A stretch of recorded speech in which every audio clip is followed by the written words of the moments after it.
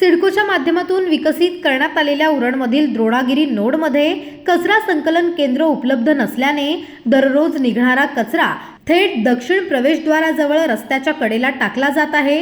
त्यामुळे दुर्गंधी, रोगराईचा धोका तसेच ये-जा करणाऱ्या नागरिकांच्या जीवितास धोका निर्माण झाला आहे।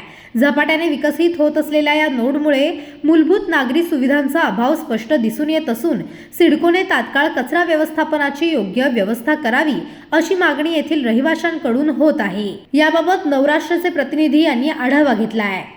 सिडकोच्या माध्यमातून उरणमध्ये द्रोणागिरी नामक मोठी वसाहत बसवली गेली। मात्र या द्रोणागिरीमधून निघणारा जो कचरा आहे त्या कचऱ्याचं नियोजन करण्यासाठी डम्पिंग ग्राउंडची व्यवस्था कुठे केलेली दिसत नाहीये। आपण जर बघितलं तर मी उभा आहे, हा सिडकोच्या प्रवेशद्वाराजवळ उभा आहे आणि माझ्या मागे जर बघाल तर ह्या अशा प्रकारे रस्त्याला लागूनच किंवा किंवा रस्त्यावरती हा कचरा प्रचंड प्रमाणात पडलेला दिसतोय।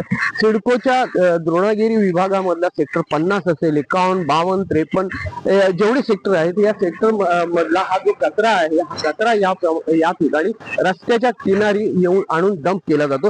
त्याचप्रमाणे उरण मधल्या ज्या काही ग्रामपंचायत आहेत त्या ग्रामपंचायतीमधला कचरा सुद्धा बेकायदेशीररित्या या रस्त्याच्या किनारी आणून टाकला जातोय आणि त्यामुळे या रस्त्याला डम्पिंगचं स्वरूप आलेलं आहे। एका ठिकाणी मोठा विकास करणारे सिडको म्हणून सिडकोकडे बघितलं जातं।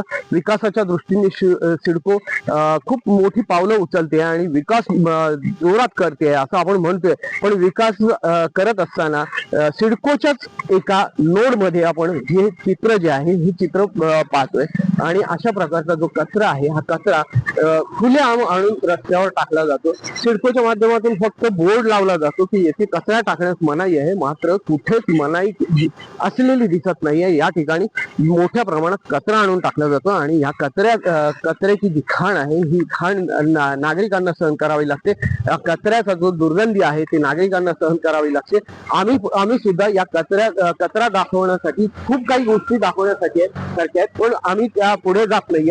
त्याचं कारणच एवढं आहे की या ठिकाणी प्रचंड प्रमाणात दुर्गंधी आहे, प्रचंड प्रमाणामध्ये रोगराई पसरण्यासारखी शक्यता निर्माण होते आणि त्या कारणाने आम्ही सुद्धा पुढे जात नाहीये। मात्र ही जी वस्तुस्थिती आहे हे दाखवण्याचं काम आपलं आहे आणि त्या माध्यमातून आपण हे जे काम आहे हे नवराष्ट्र आपल्या समोर मांडतंय। हे योग्य आहे का आणि हे जर योग्य नसेल तर हे साफ करण्याचं काम कोणाचं, सिडको करणार की आणखी इतर कोणती यंत्रणा करणार, या प्रश्नांची उत्तरं जी आहेत ही नक्कीच सिडकोला द्यावी लागणार आहेत आणि त्यामुळे हा जो कचरा आहे हा कचरा नागरिकांच्या आरोग्याला धोकादायक ठरतोय।